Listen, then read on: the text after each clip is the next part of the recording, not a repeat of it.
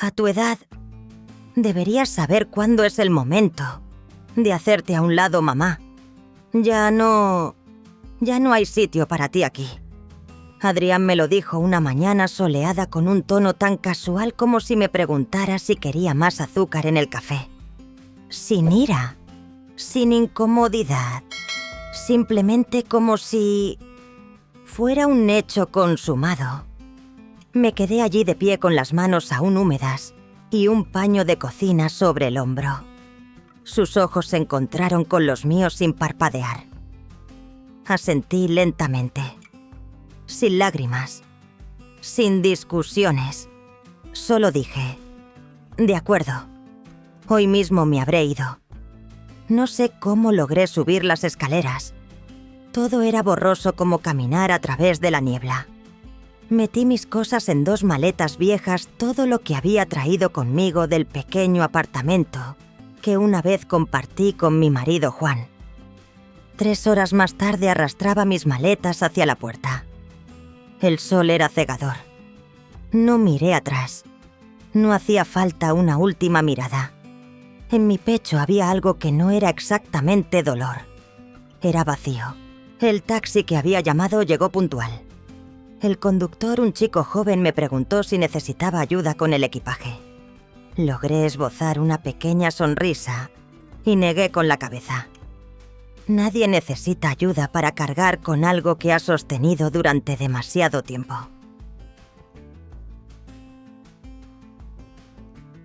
Tres semanas antes, me mudé a la casa de Adrián y Teresa, en la urbanización Solmar, cerca de Marbella, con 2 maletas, una colcha vieja y una foto enmarcada de Juan.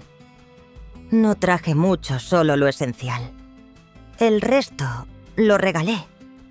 A cierta edad uno aprende a desprenderse de las cosas que antes creía indispensables. Cuando salí del coche, Adrián ya esperaba en la puerta. Llevaba una camisa blanca de botones con las mangas remangadas y el pelo bien cortado. Me sonrió una sonrisa que denotaba cierto cansancio. Lo abracé sintiendo el calor de su pecho igual que cuando era un niño. Teresa salió un momento después con los labios rojos y el pelo en rizos perfectos. También me abrazó y dijo, «Bienvenida a casa, mamá». Me gustó que usara la palabra casa con ese tono de hogar. Como si me hubiera ido y ahora estuviera de vuelta. El chalet de 2 plantas estaba en una urbanización nueva. Céspedes, bien cuidados árboles perfectamente alineados en las aceras. Paredes blancas, un tejado gris pálido, grandes puertas de cristal. Todo era moderno y limpio, casi hasta el punto de ser aséptico. Había visto fotos que Adrián me había enviado, e incluso entonces sentí una cierta distancia. Pero ahora, de pie en la entrada, me dije a mí misma, a esto lo llamaré hogar. La verdad es que fui yo quien le ayudó a comprar esta casa. Cuando el banco le denegó la ampliación del préstamo, Adrián me llamó. Todavía recuerdo sus palabras. «Mamá, no quiero perder esta oportunidad. Esta casa es perfecta, hay espacio para mí, para Teresa y para un bebé en el futuro. Solo necesitamos tu ayuda con el resto. Te prometo que esta será tu casa también. Siempre tendrás un sitio aquí». No lo dudé. Retiré los 215.000 euros íntegros de la póliza del seguro de vida de Juan, el dinero que había estado ahorrando para mi jubilación. Cuando se lo di, no lo consideré un sacrificio. Pensé que era una inversión no en ladrillo, sino en familia. El día de la firma, Adrián llevaba un traje con un aspecto maduro y seguro. Teresa se sentó a su lado con la mano en el vientre. Acababan de empezar a planear tener un hijo. Firmé los papeles que confirmaban mi aportación de capital y el 50% de la propiedad de la casa, por consejo de un abogado que el propio Adrián había contratado. «Solo para estar seguros, mamá», dijo. «Te estamos muy agradecidos». Teresa se giró para abrazarme con la voz quebrada por la emoción. «Aquí siempre tendrás un techo sobre tu cabeza. Siempre». Les creí. Por supuesto que sí. Era mi hijo y mi nuera nunca me había dado motivos para dudar de ella. Mi habitación estaba en la planta baja cerca de la puerta trasera junto al garaje. Adrián dijo que era para que no tuviera que subir escaleras. La habitación era pequeña con solo una cama individual, un escritorio de aglomerado y una lámpara. No había armario, solo unos ganchos en la pared. El baño era el de invitados, todo de azulejos blancos con olor a lejía. Una vez tuve un dormitorio con una ventana que daba a un jardín con estanterías y un tocador. Ahora tenía un pequeño espacio para reposar la cabeza, pero no estaba triste. Me dije, esto es más que suficiente, mientras tenga a mi familia cerca. Esa noche Teresa pidió comida para llevar pasta italiana y una ensalada mixta. Dijo que ya cocinaría otro día. Adrián comió rápido y luego volvió a su despacho. Yo recogí la mesa y lavé los platos. Nadie me lo pidió. Simplemente sentí que era lo que debía hacer. Antes de dormir coloqué la foto de Juan en el escritorio y susurré. Cariño, he hecho lo correcto, ¿verdad? Siempre vivimos por nuestro hijo. Me tapé con la vieja colcha. El aire de la costa era cálido, pero aún así, me gustaba tener algo cubriéndome el pecho. Sentía como si Juan todavía estuviera en alguna parte cercana en cada aliento que tomaba. Cerré los ojos con el corazón lleno de esperanza. Creía que este era un nuevo comienzo apacible, tranquilo, rodeada de seres queridos. Aún no lo sabía, que la mesa del comedor se iría vaciando poco a poco y que los corazones de la gente también. El silencio entre nosotros. Al principio la convivencia fue más fluida de lo que esperaba. Adrián todavía me llamaba mamá, aunque siempre sonaba un poco apresurado. Teresa era amable y educada. Incluso me enseñó una mañana a usar la sofisticada cafetera de la cocina. Cada día me sentaba en el pequeño patio trasero con mi café con leche y un libro viejo dejando que el sol andaluz secara mis ansiedades. Pero entonces las cosas empezaron a cambiar sutilmente. No fue nada grave. Solo pequeños detalles tan fugaces que si no hubiera estado prestando mucha atención, los habría pasado por alto. La primera vez fue cuando pedí la contraseña del Wi-Fi. El router estaba allí mismo en la estantería con sus luces parpadeando, pero mi móvil no dejaba de decir que no podía conectarse. Entré en el salón donde Teresa trabajaba con su portátil. Teresa, ¿podrías darme la contraseña del Wi-Fi, por favor? Me gustaría hacer una videollamada con Beatriz. Teresa no levantó la vista. Solo miró su reloj y dijo, tendré que preguntarle a Adrián. La cambió hace unos días. Luego te la paso. Pero nadie mencionó la contraseña en toda la tarde. Y no tuve el valor de volver a preguntar. Otra noche me eché una siesta un poco más larga de lo habitual. Quizás el clima húmedo me había dejado más cansada. Cuando desperté el reloj marcaba casi las 7. Bajé a la cocina y encontré la mesa del comedor ya recogida.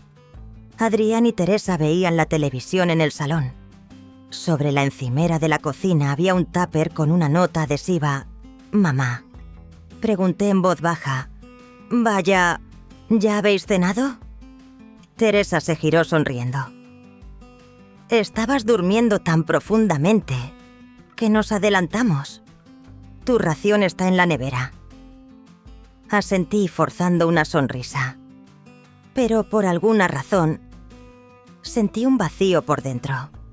No de hambre, sino por la sensación de haber sido dejada atrás. Comí sola bajo la tenue luz amarilla sin nadie con quien hablar. Adrián subió temprano. Teresa se llevó su portátil al patio trasero. Fregué mi plato y limpié la encimera como era mi costumbre. Luego apagué la luz de la cocina antes de lo normal. Creía que estaba acostumbrada al silencio. Pero había olvidado una cosa: el silencio cuando vives sola es diferente. El silencio entre seres queridos tiene otro olor, como el metal frío del grifo del baño en una mañana temprana.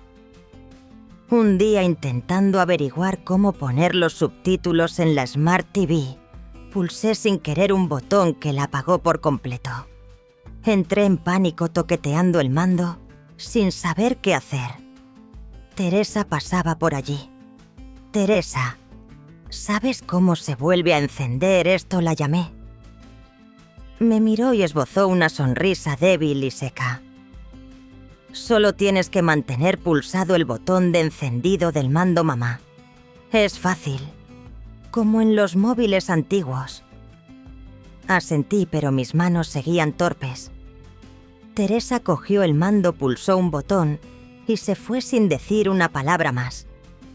Me senté de nuevo en el sofá intentando ver mi vieja serie, pero se me encogió el corazón.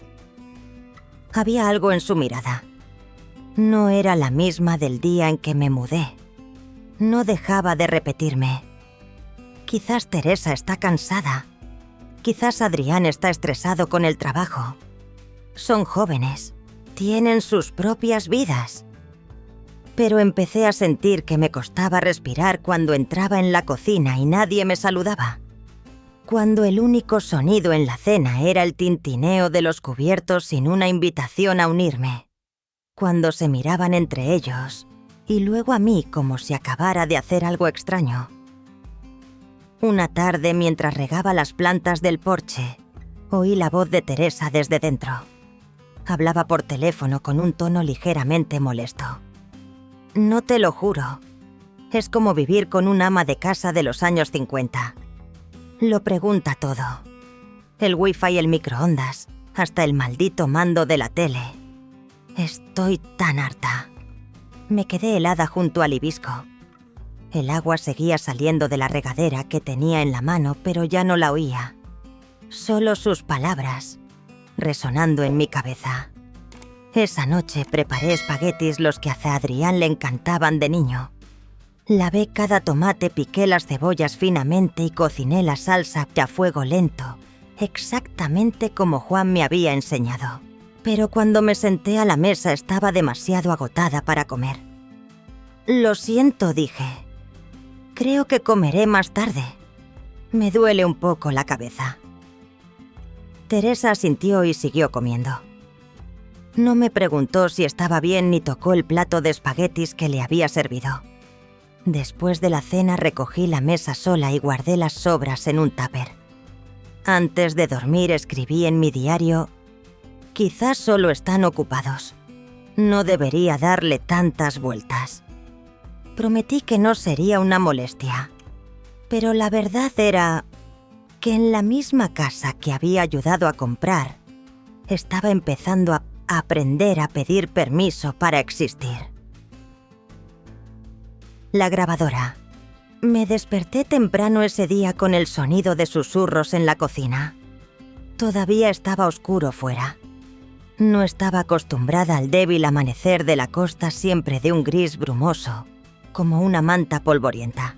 Estaba a punto de darme la vuelta y seguir durmiendo, pero los leves sonidos, un cuchillo sobre una tabla de cortar agua vertiéndose, y luego las voces bajas pero firmes me despertaron por completo. Aparté suavemente la manta, me puse las zapatillas y abrí una rendija de la puerta de mi dormitorio. La casa estaba en silencio excepto por el zumbido constante del ventilador de techo. Caminé lentamente hacia el pasillo donde una fina franja de luz de la cocina cortaba la oscuridad. No pretendía escuchar a escondidas.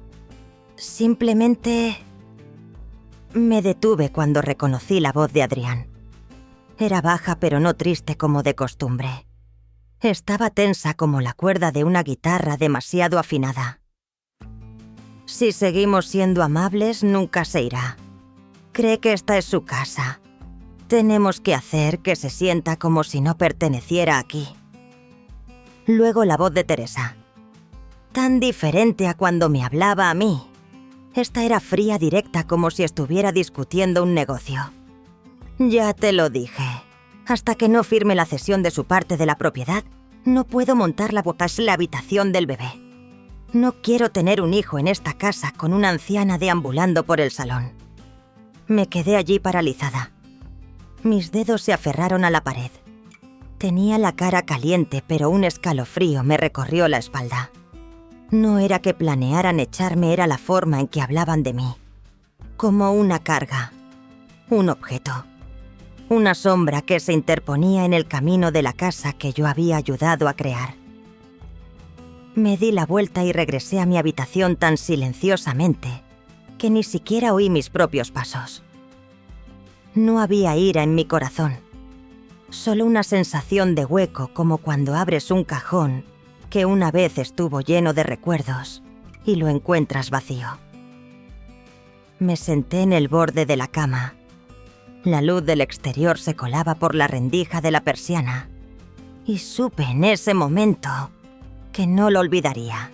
Abrí un pequeño bolsillo de mi vieja chaqueta vaquera, la que siempre tenía colgada junto a la puerta, y saqué una mini grabadora de voz. Era algo que Juan había comprado una vez en una feria de electrónica. Nunca se sabe cuándo puedes necesitar grabar una nota importante, había dicho. Nunca la había usado hasta hoy. Pulsé el botón, comprobé la batería y volví al pasillo. Me coloqué en el mismo lugar, puse la grabadora detrás de un jarrón de cerámica cerca de la pared de la cocina donde el sonido se transmitía mejor, y retrocedí a las sombras. Esperé. 5 minutos. 10 minutos. Sus voces continuaron hablando de la casa de los bienes, de la parte de tu madre, de la ampliación del préstamo. Adrián dijo algo sobre que mamá no entiende de finanzas, solo tiene que firmar los papeles. Y listo. No necesité oírlo todo. Recuperé la grabadora, la guardé de nuevo en el bolsillo de la chaqueta y cerré la puerta de mi habitación sin hacer ruido. Me senté en la cama con las manos aún temblorosas. No de miedo, sino porque algo dentro de mí acababa de romperse. Esa noche preparé pollo frito al estilo andaluz, el plato que Adrián solía devorar de niño con la nariz mocosa mientras veía dibujos animados conmigo cada tarde. Compré muslos de pollo con piel, los mariné en ajo, en polvo, pimentón, sal marina y un poco de vino blanco durante la noche. Los freí en mi vieja sartén de hierro a fuego lento, para que la piel quedara perfectamente crujiente, sin secar el interior. Incluso preparé ensaladilla rusa con trocitos crujientes de pimiento.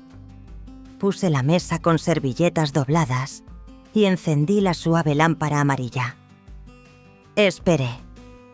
18:00, 18:15, 18:30. Nadie bajó. El sonido de una televisión desde el piso de arriba, algún programa de deportes. El tecleo de un ordenador. El zumbido de la lavadora. Pero ni un solo paso en la escalera. Me senté y comí sola. El pollo estaba delicioso, pero masticaba sin saborear nada. La silla vacía frente a mí me recordó a Juan. Él siempre se sentaba allí, tamborileando los dedos sobre la mesa, mientras esperaba que le sirviera el té. Ahora solo había el sonido lejano de una televisión que nadie estaba viendo. Fregué los platos y guardé las sobras en un tupper. Luego me senté a la mesa y encendí la grabadora. La escuché de principio a fin. No me perdí ni una sola palabra. Cuando se detuvo me di cuenta de que las lágrimas me corrían por la cara. Me sequé las mejillas. Luego saqué un trozo de papel y escribí unas pocas líneas.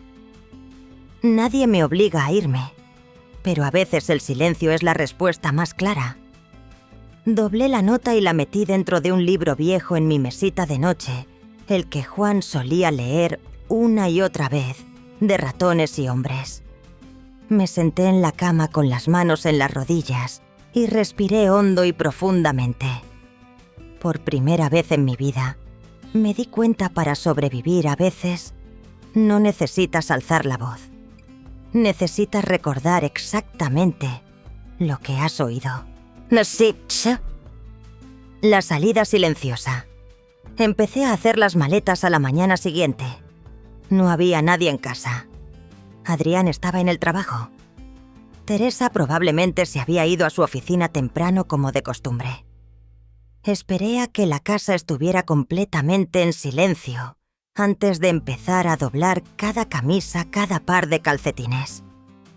2 maletas viejas, una roja, la otra de un gris plateado rozado, era todo lo que había traído cuando me mudé.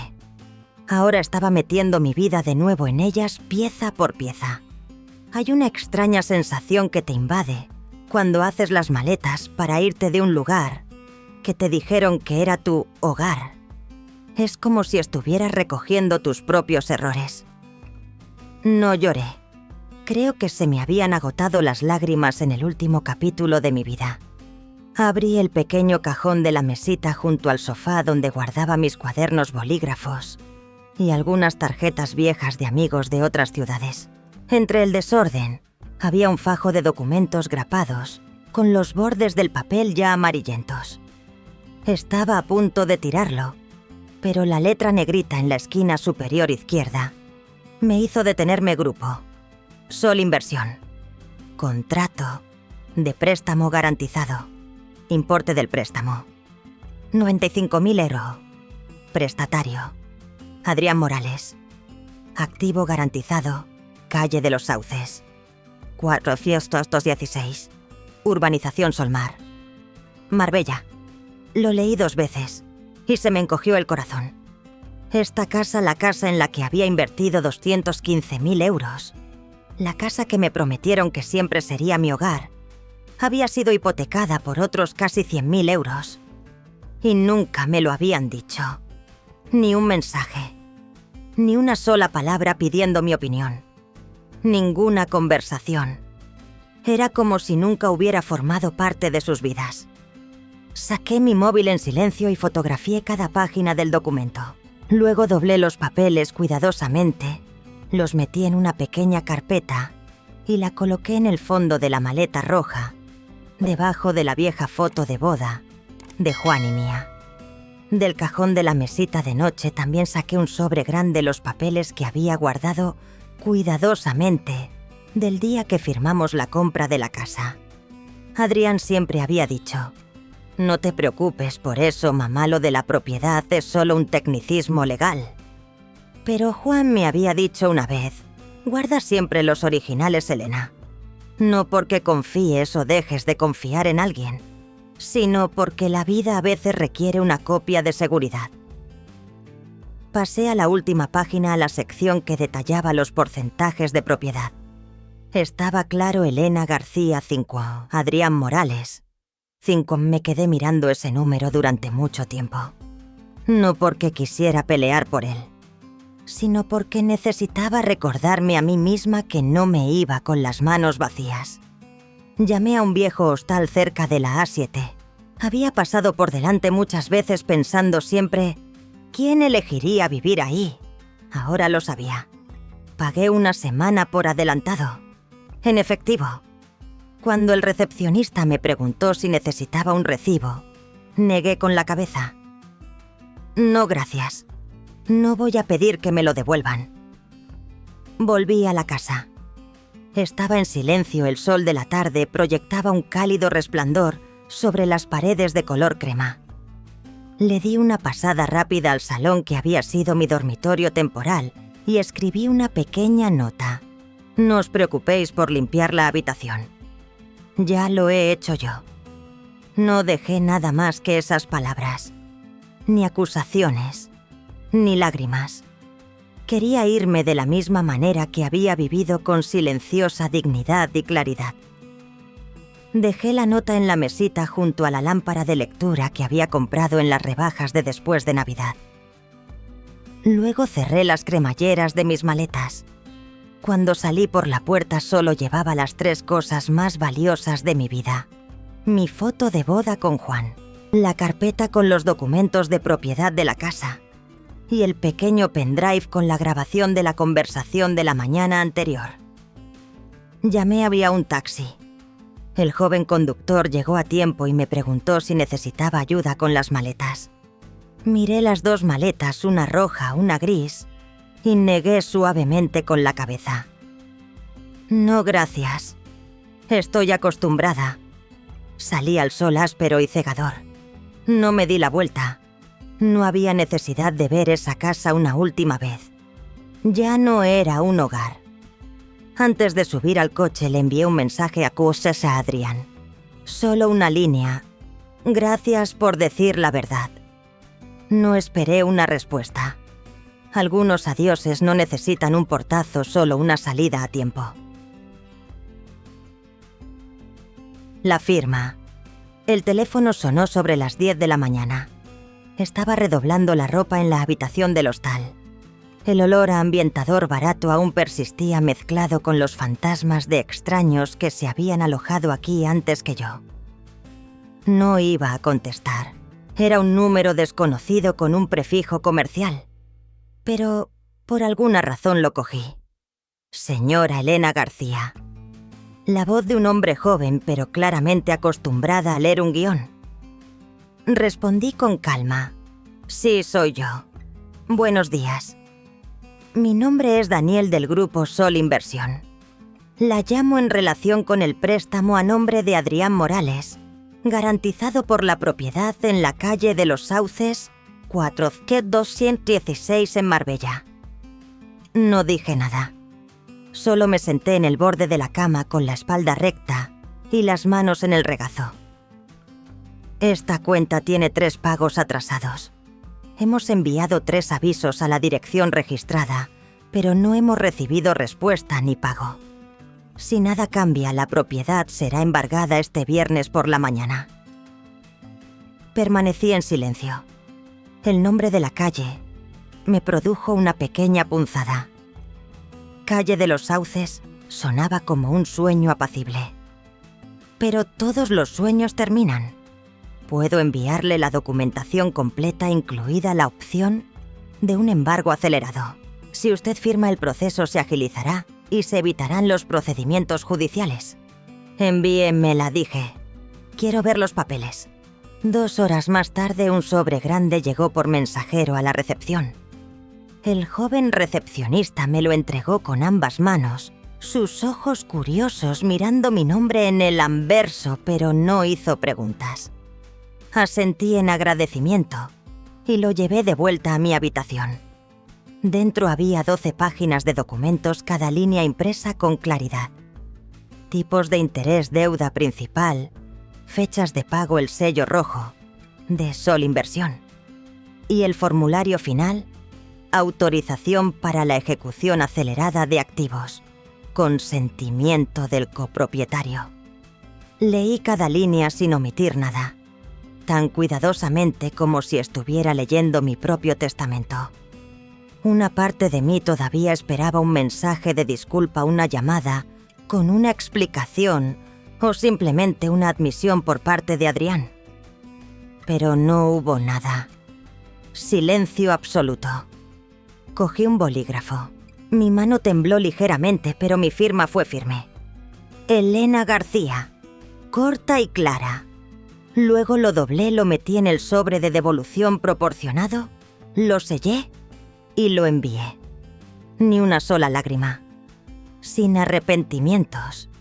Solo una quietud, un silencio tan pesado como el aire inmóvil en una tarde de invierno.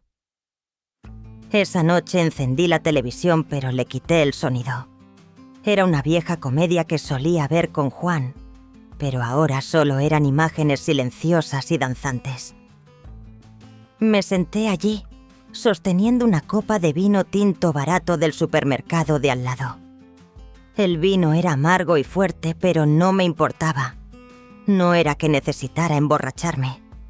Era que por una vez en mi vida quería saber qué se sentía al no tener que ser la buena. Saqué mi viejo diario, el de la cubierta de cuero suave con un lazo, y escribí lentamente: por primera vez en mi vida no estoy intentando salvarlo todo. No porque no ame, sino porque es hora de dejar que las cosas caigan por su propio peso. Hice una pausa mirando la página durante un largo momento. Luego cerré el diario. Lo dejé en la mesita de noche, junto a la foto de Juan. Él sonreía en la foto con los ojos tan amables como un sol de abril. Susurré: «¿Ves, cariño, esta vez?» No salté para recogerlos. Nadie me oyó. Y nadie necesitaba hacerlo. Esa noche me dormí temprano, sin sueños, sin despertarme en mitad de la noche, porque por primera vez sabía que había hecho lo correcto. No por otra persona, sino por mí misma.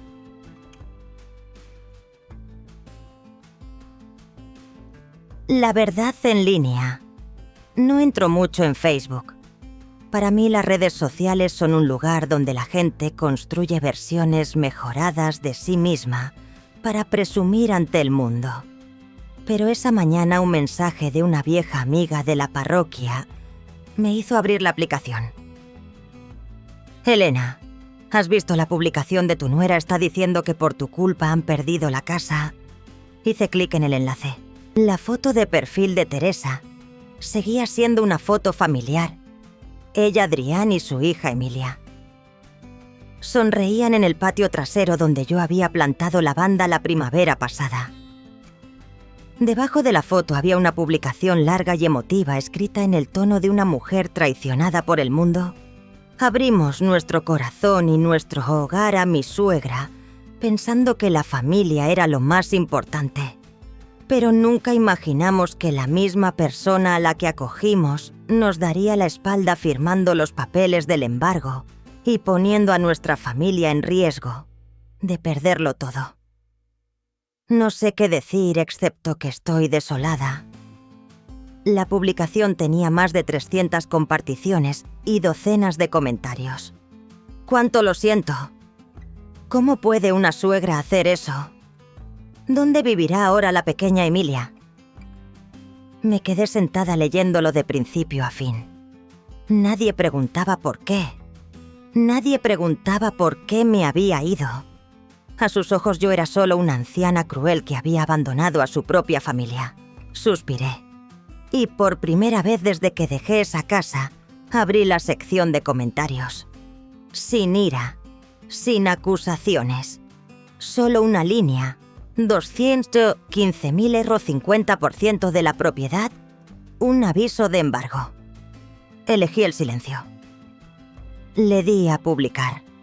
Sin signos de exclamación, sin hashtags. Unos minutos más tarde alguien respondió: «Espera, entonces, ¿quién pagó realmente la casa?» Otra cuenta, parecía ser de un vecino, publicó una foto de la fachada de la casa con un gran aviso pegado en la puerta. Aviso de ejecución hipotecaria. Propiedad sujetas a embargo. Cerré el móvil. No necesitaba seguir el resto. Ya no era mi lucha. Más tarde esa tarde, sobre las 5, oí un golpe en la puerta de mi habitación del hostal.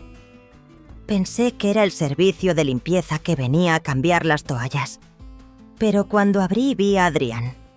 El sol del atardecer le daba directamente en los ojos. Llevaba una camisa azul arrugada y una carpeta en la mano. No parecía un hijo buscando a su madre. Parecía un empleado de banca tratando de cerrar una transacción. «Mamá, solo quiero hablar un minuto».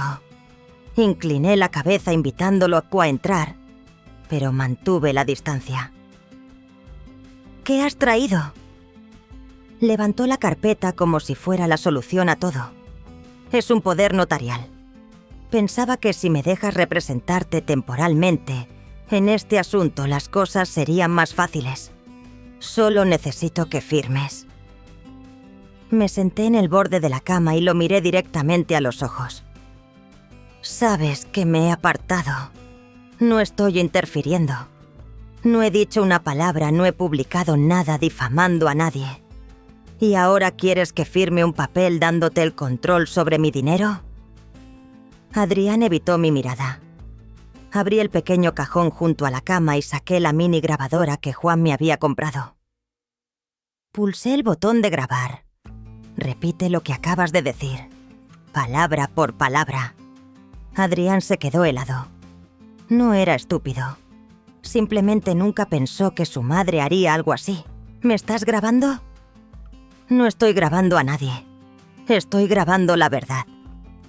Me levanté y le devolví la carpeta. Vete a casa.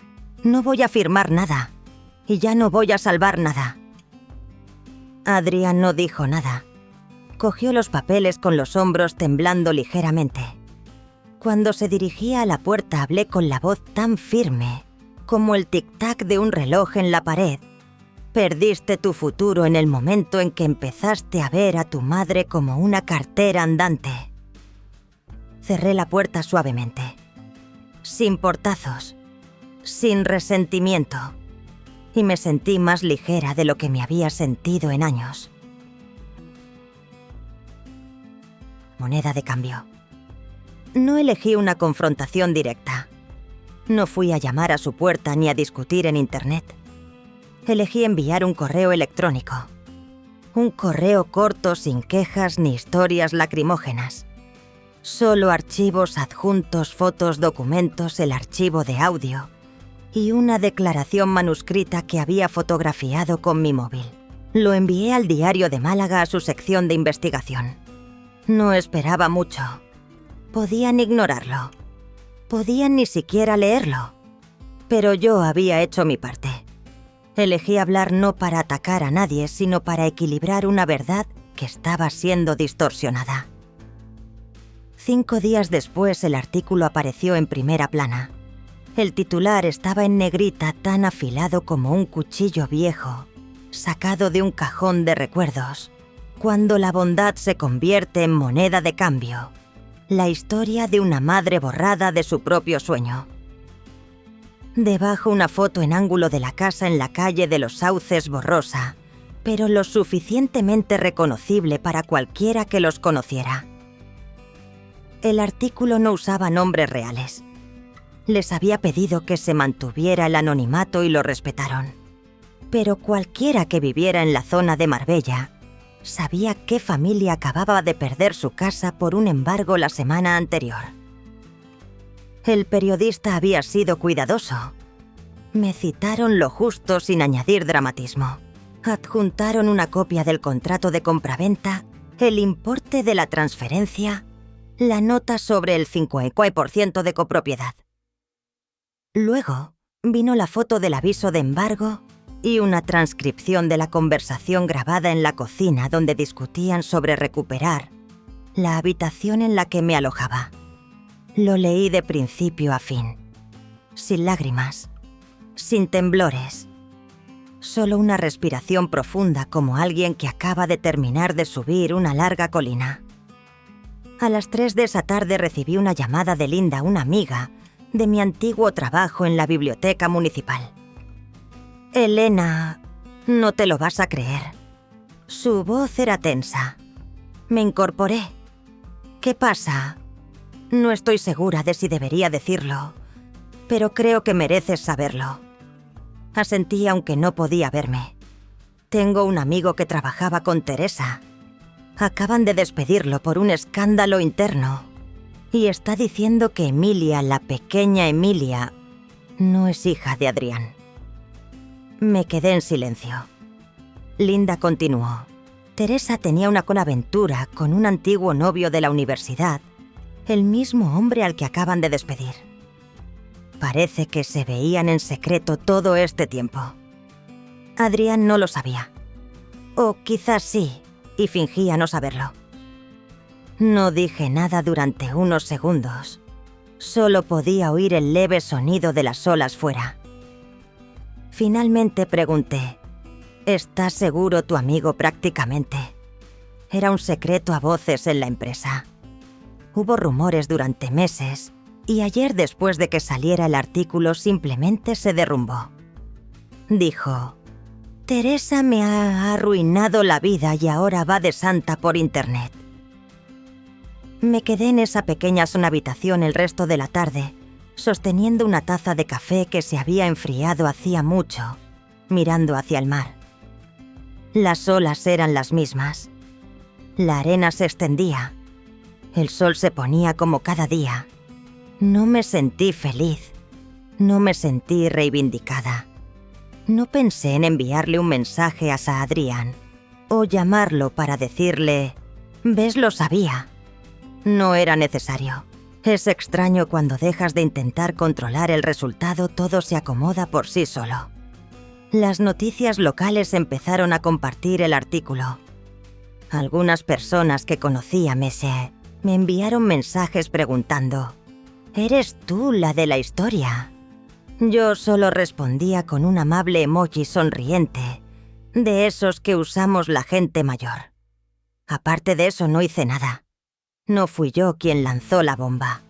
Solo clavé el primer clavo en una pared que ya se estaba pudriendo por dentro. Y ahora todo lo que tenía que hacer era verla caer. El último intento. No me sorprendió que Adrián volviera. De hecho, lo estaba esperando. No por esperanza, sino porque sabía que ese día llegaría. Esa tarde estaba doblando ropa en mi habitación, unos jerseys viejos que acababa de comprar en un mercadillo junto al mar. La tela era un poco áspera, pero abrigaban. Cuando te haces mayor empiezas a sentir el frío en los huesos, sobre todo en los días nublados. 3 golpes pausados en la puerta. Supe que era él. Los pasos vacilantes en el pasillo. La sombra alta a través del cristal esmerilado. Abrí la puerta. Adrián estaba a ares allí. Ojeras oscuras, mejillas hundidas. Parecía alguien que acababa de correr una larga carrera sin línea de meta. «Mamá, lo siento». Su voz era ronca. Sus manos jugueteaban con el bajo de su camisa. Sé que me equivoqué. Lo gestioné todo mal. Pero sigues siendo mi madre. No hablé. Solo retrocedí en silencio indicándole que entrara. Pero en mi corazón mantuve la distancia. Se sentó en el borde de la silla frente a mi cama. El leve olor a sudor y tabaco flotaba en el aire. Sus manos temblaban ligeramente mientras sacaba un sobre del bolsillo de su chaqueta. Me lo entregó. «¿Puedes mirar esto? Es solo papeleo para que me dejes representarte con el banco. Te prometo que no tocaré nada de tu dinero». Lo cogí sin abrirlo de inmediato. Lo dejé sobre la mesa y me puse las gafas de leer. El papel era más grueso de lo habitual. Las palabras «poder notarial de emergencia» estaban ligeramente borrosas, pero aún claras. El texto era largo, lleno de jerga financiera. Al final había un espacio para una firma justo debajo de la línea: «Otorga plena autoridad para gestionar todos los activos, cuentas bancarias y propiedades legales relacionadas». Levanté la vista. Hacia él. «Adrián, ¿qué clase de persona crees que soy?» Él evitó mi mirada y respiró hondo. «Solo quiero arreglar esto. No conozco otra manera». Doblé el papel. Suavemente pero con firmeza. «No lo voy a firmar. Y te pido que te vayas». «Mamá, no es porque esté enfadada. Es porque lo veo claro, no has venido aquí a disculparte de verdad. Has venido a intentarlo una vez más». Pulsé el botón para llamar a recepción. Les pedí que me ayudaran a cambiar de habitación a un piso más alto, con una cerradura nueva. Ya era hora de todos modos. Adrián no dijo nada más. Se levantó todavía agarrando el sobre, como si temiera que yo pudiera cambiar de opinión en el último segundo. Cuando llegó a la puerta se detuvo. «¿Crees que esto no me duele?». No respondí. No sabía si su dolor era real o solo otra actuación. Pero sabía una cosa con certeza: ya me habían herido suficiente. Ahora era mi turno de estar a salvo. 3 días después volvía del supermercado cuando vi a una mujer de pie frente a mi habitación. Teresa. Llevaba el pelo en un moño pulcro, los ojos hinchados, y sostenía a Emilia. La bebé era aún tan pequeña, apenas 2 años. En la otra mano llevaba un bolso de diseño de nanos, de esos para pañales y toallitas. pero parecía demasiado nuevo, como si lo acabara de comprar esa misma tarde. Reduje el paso. No quería montar una escena, pero no iba a fingir que no la veía. Elena, no he venido a pedir nada. Solo pensé que mereces conocer a tu nieta.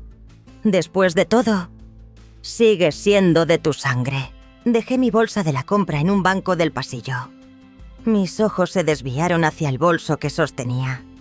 Había un pequeño hueco cerca de la cremallera, y desde dentro asomaba una lente diminuta, tan pequeña como un botón. Había visto ese tipo de cosas antes. En la biblioteca los chicos las usaban en las salas de estudio para grabar sus presentaciones. Una cámara oculta silenciosa. Levanté la vista, directamente hacia Teresa. ¿Has traído una cámara?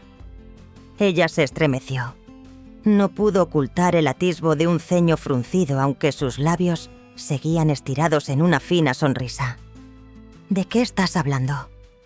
Di un paso adelante, le arrebaté el bolso y lo abrí de un tirón.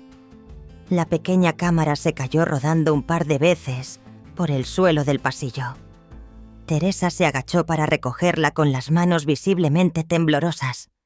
No estaba enfadada. No grité. Solo me sentí cansada. Querías grabar a la vieja suegra rechazando a su dulce e inocente nieta. Para publicarlo en internet, Teresa no habló. No hacía falta. Señalé hacia el ascensor. Vete. Ahora. Se quedó allí unos segundos, luego se dio la vuelta y se fue sosteniendo a su hija. Mientras las puertas del ascensor se cerraban, permanecí inmóvil, con la mano agarrando ligeramente el marco de la puerta, como si fuera el último límite que sostenía para mí misma. Volví a mi habitación y cerré la puerta. Y me dije a mí misma, no soy un personaje secundario en tu guión para dar pena. La claridad. Nunca pensé que volvería a pisar un juzgado, especialmente a mi edad. Pero un lunes por la mañana, después de revisar la grabación de la cámara oculta, en el bolso de Teresa me senté en mi escritorio. Encendí el ordenador y empecé a rellenar el formulario para una orden de alejamiento temporal. Adjunté todas las pruebas, la grabación de audio de la cocina, el vídeo de Teresa con el bolso de la cámara, la foto del poder notarial que Adrián me había traído y el artículo del Diario de Málaga. No escribí mucho en la sección de motivos, solo una frase: no me necesitan, pero no me dejan en paz. 3 días después, el tribunal la aprobó. Recibí el correo de confirmación un jueves por la mañana.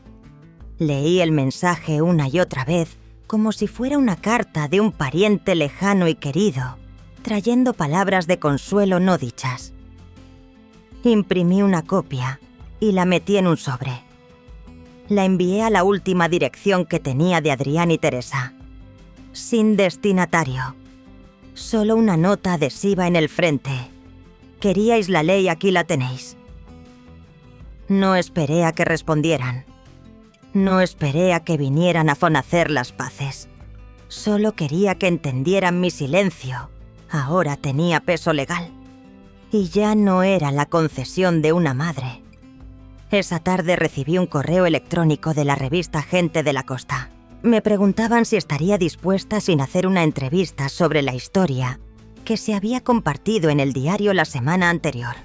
Decían que querían profundizar en la versión de la madre que fue expulsada, que los lectores habían enviado muchas cartas.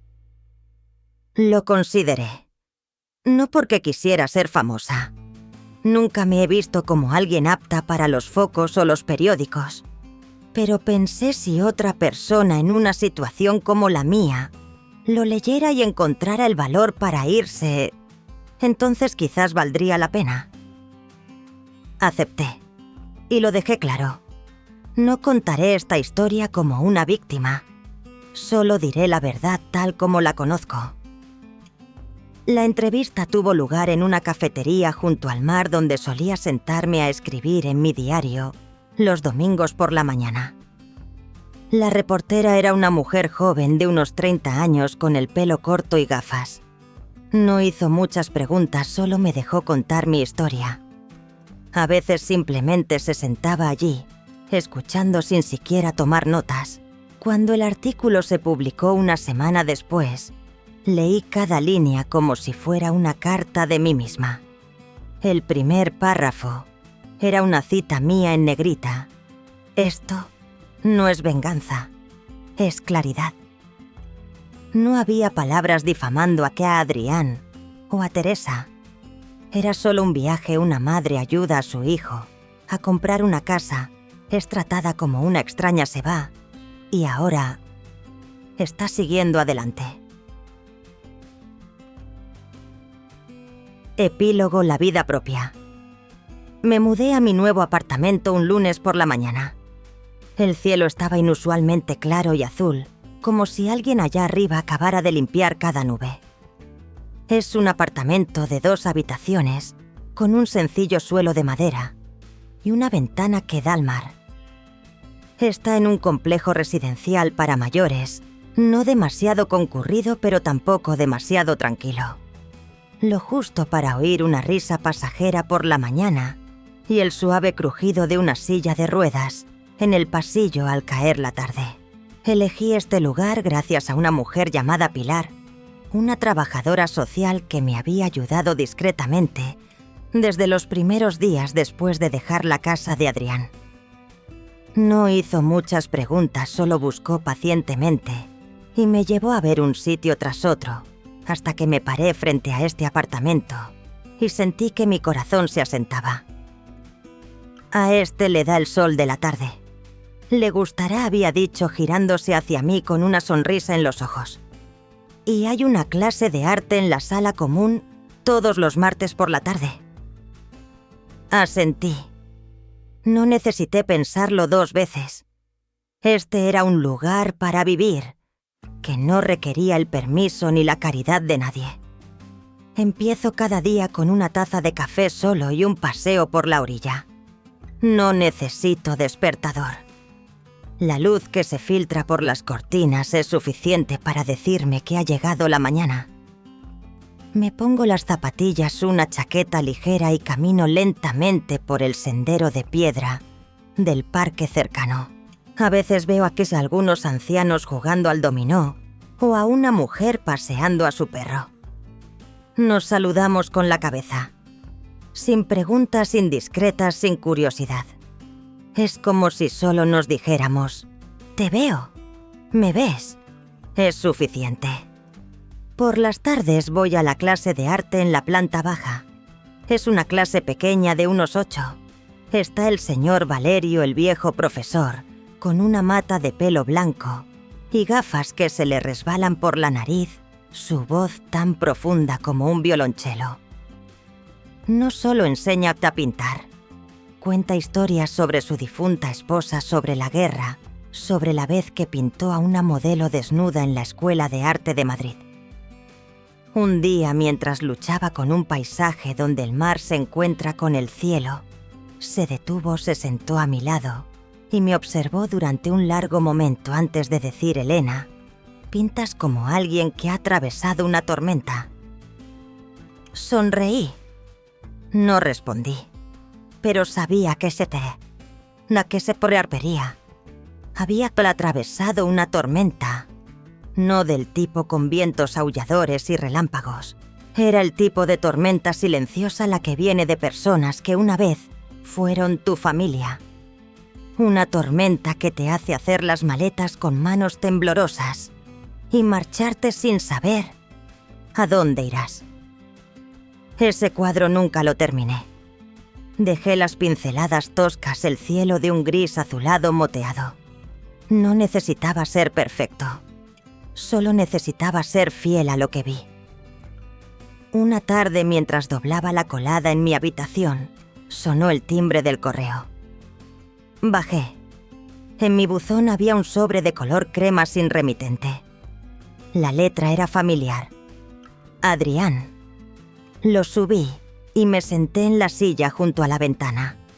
Fuera las palmeras se mecían y el sol proyectaba largas y silenciosas franjas de luz a través de sus hojas.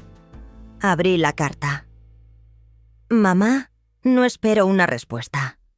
Solo quiero que sepas que tenía razón. En todo. Incluso en lo que creía imposible. Debajo de esas palabras había otro papel. Una copia de un resultado de una prueba de ADN. Sin explicaciones, sin lágrimas. Solo un número. Simple y frío. Adrián no necesitaba escribir nada más. Lo entendí. Ya lo sabía. Pero aún así... dolió. No porque confirmara lo que había oído, sino porque por primera vez mi hijo se veía obligado a mirar la verdad sin poder apartar la vista. Sin culpas, sin excusas, sin largas historias. Simplemente... tarde. Doblé la carta y la guardé en una vieja caja de lata, donde guardo las cosas que no uso para culpar, pero que no me atrevo a tirar. Esa noche me senté aquí a escribir en mi diario. La lámpara del escritorio proyectaba un suave resplandor. Una vieja melodía de jazz sonaba desde un pequeño altavoz.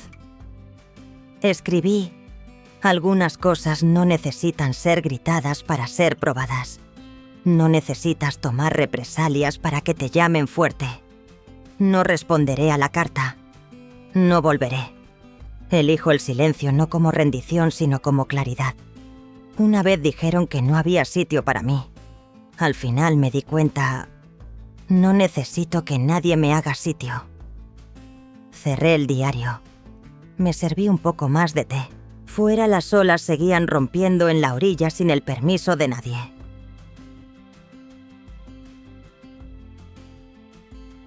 Si has escuchado mi historia hasta aquí, gracias.